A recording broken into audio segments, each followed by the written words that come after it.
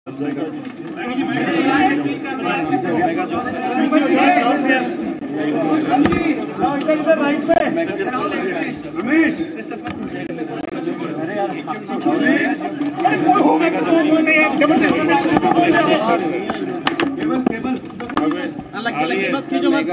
Fair में कल जोधपुर में भी आप इस तरह के सरकार देने के लिए प्रतिबद्ध है। देखिए, जिस प्रकार की नीति हमारी है स्टेट गवर्नमेंट की, हम लोग क्योंकि सरकारी नौकरी कितनी दे दो एक सीमा होती है। आज करीब 1,33,000 नौकरी दी जा चुकी है। 1,25,000 का प्रोसेस चल रहा है, इंटरव्यू चल रहे हैं, परंतु उसके बावजूद 1 लाख और हम देने का घोषणा कर चुके हैं। परंतु उसके बावजूद भी संख्या इतनी बड़ी है बेरोजगारों की भी, हर व्यक्ति को नौकरी की आवश्यकता होती है परिवार के अंदर, और प्राइवेट सेक्टर का अपना महत्व होता है। तो एक तरफ तो सरकारी नौकरी और दूसरी तरफ प्राइवेट सेक्टर को हम प्रमोट कैसे करें। इन्वेस्ट राजस्थान में करने के लिए लोग पहल करें, आने की इच्छा रखें, ये माहौल तो हमने बना दिया है। जब मेगा एक प्रकार से इवेंट हुआ था इन्वेस्ट राजस्थान के, 11 लाख करोड़ का मतलब कल्पना कर लीजिए, एमओयू साइन हो गए हैं। 10 लाख का टारगेट अगर नौकरी मिलने का, अगर वो पूरा सब हो जाता है तो पूरा कभी होता नहीं है। पर हमने जो कस्टमाइज पैकेज देते हैं, अभी जो नई पॉलिसी आई रिप्स की 22 की, उसके माध्यम से एमएसएमई का हमने एक्ट बना दिया कि 5 साल तक आपको सरकार के पास आना ही नहीं है, खुद ही आप सब कुछ फॉर्मेलिटी कर लीजिए और काम शुरू कर दीजिए। वो भी अड़चन होती है कई बार, तो तमाम माहौल ऐसा बन चुका है।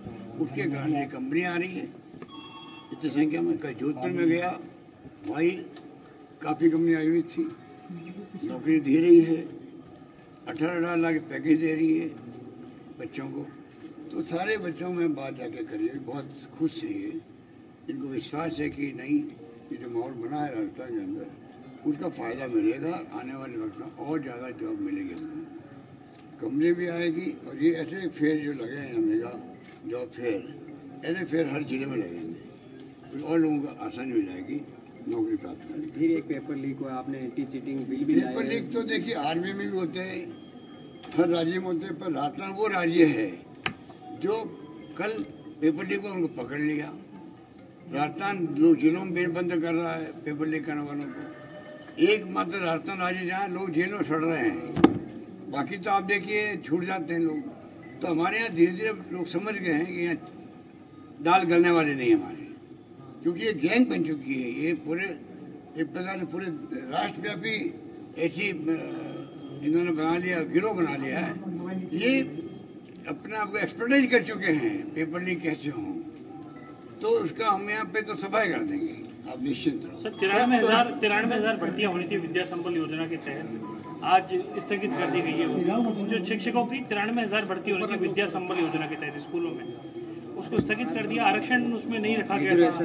बसपा ने, कई संगठनों ने विरोध भी जताया कि साहब आरक्षण का प्रावधान होना चाहिए। देखिए, आरक्षण तो कानूनी प्रावधान हो गया आजकल, और अभी सुप्रीम कोर्ट में मोहर लगा दी है।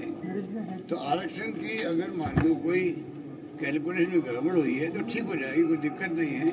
पर नौकरी बड़े रूप में राजस्थान गवर्नमेंट दे रही है। ये हमारा नीतिगत फैसला है कि बच्चों को नौकरी मिले, तो उसमें हम कमी नहीं आने दे रहे हैं और प्राइवेट सेक्टर को प्रमोट कर रहे हैं, ऐसी पॉलिसी ला रहे हैं। तो राजस्थान के हर नौजवान को लगे भाई जब चाहूँगा मुझे नौकरी मिल जाएगी। और जो भी मैंने कहा था अभी मीटिंग के अंदर भी कि माहौल ऐसा बनना चाहिए और ऐसी स्थिति पैदा होनी चाहिए। माहौल खाली माहौल से काम नहीं चलेगा, ऐसे हालात पैदा होने चाहिए। बैंकों से लोन मिल रहा है, पॉलिसी सरकार की अच्छी है, प्राइवेट सेक्टर में जाएंगे तो नौकरी मिल जाएगी। हम अपना कोई का धंधा शुरू करेंगे, कोई अड़चन नहीं आएगी और सरकारी नौकरी भी अवेलेबल है, तब जाके हर परिवार में सुख शांति रहेगी। आज टेंशन में होता परिवार, पता नहीं बच्चा पढ़ रहा, बीए करेगा, बी कर लेगा, बाद में इसका क्या होगा, नौकरी मिलेगी नहीं मिलेगी। यही पहचान है कि आप कैसे बच्चों को, परिवार को ये विश्वास दिलाओ कि सरकार आपके साथ खड़ी है, आप निश्चिंत रहो। वो उसकी तरफ आगे बढ़ रहे हैं।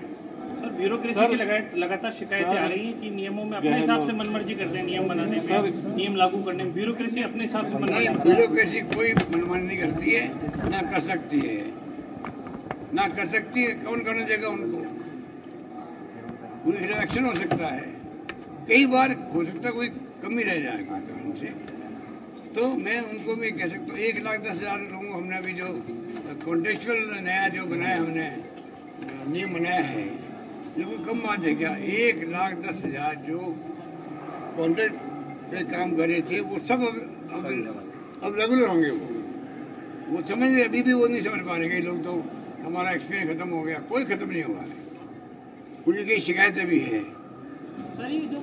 तो मैं उनको भी कहना चाहूँगा, आप निश्चिंत रहो, किसी भी तनख्वाह जो है कम नहीं होगी, जिसकी तनख्वाह कम है वो बराबर लाएंगे।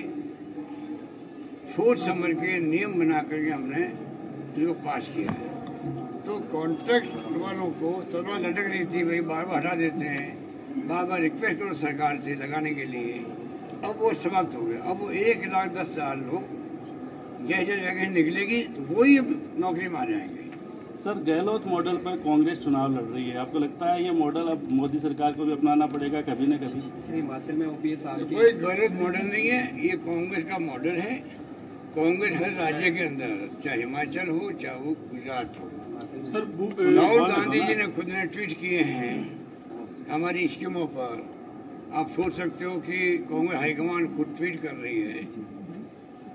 उनको मालूम है कि राजस्थान सरकार ने जो पहल करी है, छत्तीसगढ़ भी अपना रहा है, बल्कि पंजाब की जो सरकार आप पार्टी की वो अपना रही है। और तो जो हमने राजीव गांधी ग्रामीण ओलंपिक किए थे उसके लिए अनाउंस कर दिया, मैंने सुना है पंजाब ने भी, छत्तीसगढ़ ने भी। तो राजस्थान सरकार ने इतने पहल किए जो हिंदुस्तान में कहीं नहीं। जैसे आपका हेल्थ का इंश्योरेंस का काम है चिरंजीवी योजना के नाम से, देश में नहीं दुनिया में कहीं नहीं हो। शहरी रोजगार योजना, और शहरों में लोगों को रोजगार मिलना बहुत बड़ी बात है। घर की महिलाएं बाहर निकलती नहीं थी, अब उनको काम मिल गया। 8 रुपये भोजन में प्रति थाली 17 रुपये हम देते हैं, सरकार देती है, अनुदान देती है। तब एनजीओ 8 रुपये खाना खिला सकता, बैठा करके आराम से। ओपीएस लागू किया है, ओपीएस में इलेक्शन लड़ा गया हिमाचल पूरे का। हिमाचल में इशू ही चुनाव का वही है, हार जीत का। ओपीएस जो है वो हमने लागू किया है और कर्मचारी वहाँ पर आंदोलन कर रहे हैं। हमारी एक के बाद जितनी भी योजना, किसानों के लिए हमने 8 लाख किसानों के बिल शून्य हो गए हैं, 42 लाख आम जनता के उपभोक्ताओं के बिल शून्य आने लग गए हैं, 0 आने लग गए हैं। तो जो हमने स्कीमें बनाई है वो सोच समझ के बनाई है, और अगला बजट हम युवाओं को, छात्रों को, बच्चों के लिए समर्पित करेंगे। सर, 2018 के जन घोषणा पत्र में आंगनबाड़ी कार्यकर्ताओं को रेगुलर करने की बात थी। आज वो धरने पर बैठे हैं गांधीनगर। 1,60,000 आंगनबाड़ी कार्यकर्ता हैं, 40,000 आशा सहयोगिनी हैं, 32,000 होमगार्ड हैं। इनका क्या होगा? संविधा के अंदर भी इनको नहीं लिया गया रेगुलर करने के लिए। देखिए, अब जो संविधा वाला हमने शुरू किया है, समय के साथ साथ में और इम्प्रूवमेंट होते जाएंगे। कैसे करें? तो ये कोई कम बात है कि सरकार की नीयत क्या, नीति क्या है, मेरी ये देखी जाती है। नीति व नीयत आप सामने हमारे हैं कि 1,10,000 जो लोग सालों से बैठे हुए थे, 5-10 साल से संविधा पर, उन सबको पक्का करने का हमने तय कर लिया। क्योंकि आप पक्का ऐसे कर नहीं सकते, कल कोई कोर्ट चला जाएगा। उसके लिए नियम बनाए हम लोगों ने, बाकायदा कॉन्ट्रेक्चुअल सर्विस के नियम बन गए। तो इतने बड़े बड़े फैसले हो रहे हैं, तो नौजवानों को विश्वास होना चाहिए सरकार पर। शिराव दे सकते हैं, तो हमारे कुछ बच्चे लगे वहाँ गुजरात के अंदर 35 दिन तक। मैंने उनको समझा, मेरे को मिले थे वो भी समझ रहे हैं धीरे धीरे। हमारी नीति है नौजवानों को बेरोजगारी की स्थिति नहीं बनी रहे, और हम उस पर कामयाब होंगे, टाइम लगेगा। बूंदी जिले में